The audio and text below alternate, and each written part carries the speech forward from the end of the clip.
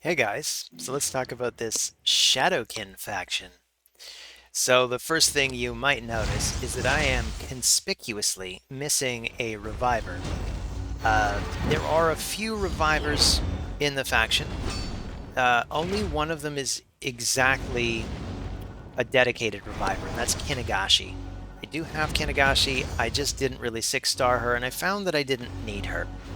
The my central idea with building my Faction Wars team at this point is to get through as quickly as possible, so I wanted as much crowd control and damage as possible.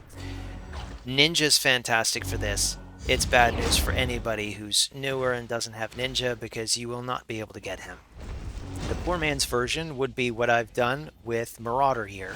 He's my token rare, and you know I like to build a rare for every faction. I've built him in a stun set. He's got Provoke built into his kit too. So he puts out Provokes, he puts out stuns. He's great at crowd control. And you want that in basically every faction. That's basically his role here.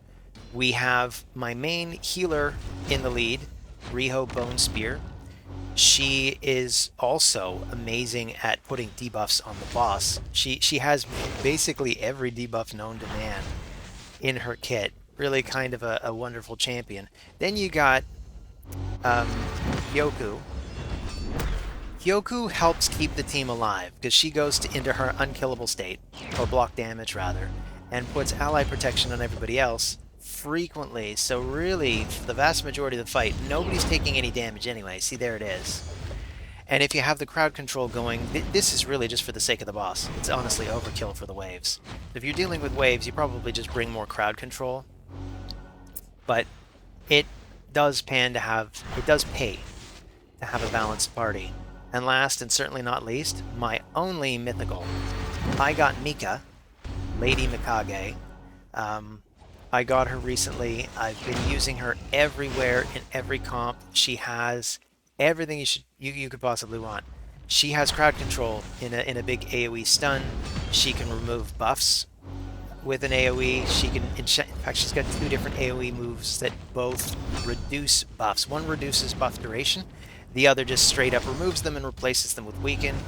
I like to just keep her in spider form when I'm dealing with waves, because in spider form she has more of the crowd control stuff. She's got her stun. There it is. She's got sleep on her A1, kind of like Siphi. So sometimes I'll be in arena with Mika, and I'll have her target Siphi and put Siphi to sleep and see how Siphi likes it, because I am so tired of being put to sleep by enemy Siphis. So sick of it. How do you like it, Siphi? How do you like it? So that's essentially the team. If I were to be idealistic, I'd probably find a place to put Kinagashi in the team, and I'd probably put Kinagashi in regen, just to make sure she stays alive. You could probably even get away with replacing Ninja with Kinagashi. The team would be slower, because Ninja's doing most of the damage, but even the way I've got Ninja built, I didn't exactly build him for damage. So his damage numbers they're not terrible, but they're not stellar either. I built him with, I think it's 600 accuracy, basically because I use Ninja against all of the oil dungeon bosses. I use them same Ninja build, both comps. I've already got a video up for each, in case that interests you and you're trying to find a good way to fight the oil bosses and you happen to have Ninja, and even if you don't, the comps work without Ninja. It doesn't have to be Ninja in that slot. It's just nice to have him because of his triple explosive flaming shot. There are very few moves in the game that do that kind of DPS. So it's very nice to have a champion that can do stuff like that. It's not like he's the only one. If you have Newt, for example, he'd work. But of course, Newt is a different faction, and we're talking about Shadowkin. So the idea is I want to take down this boss quickly. It's not like he's one of the worst bosses. He doesn't have any minions, and he doesn't do the HP swap thing. Although he does do that stun, which is kind of annoying.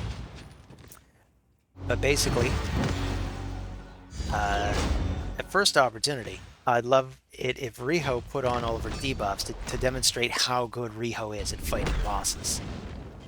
But if she doesn't do it, so be it. There it is. And look at that, just boom. boom, every single debuff known to man. There it is. And of course, this is where I have Lady Mikage switch back to her lady form. I find that's more useful against the boss, because that's the form that has the ally attack, and that's where you're really going to want it. Because every time she does that ally attack, you can see, here it is.